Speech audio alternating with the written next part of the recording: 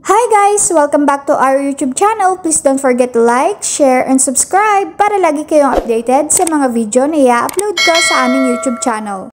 So, ang ano po yung sisimulan sa February 26?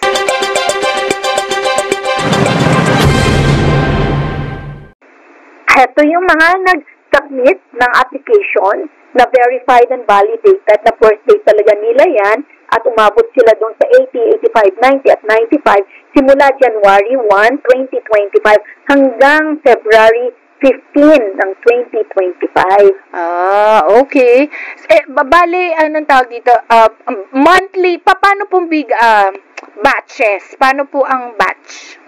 Yeah, tama yun. So, we have to do it on a payout schedule planning. So, simula ngayong February 26, kasi yun yung first inaugural payout natin, na meron nga pala tayo niyan, gagawin din sa Malacanang, no? Kasama natin ang Pangulo.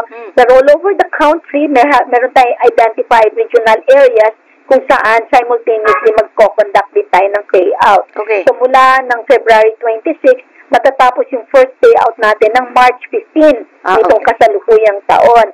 Pero, tatanggap na tayo ng mga application para doon sa iba na hanggang March 15 naman din para mag-payout tayo sa third week ng March. Thanks for watching! Please don't forget to like, share, and subscribe!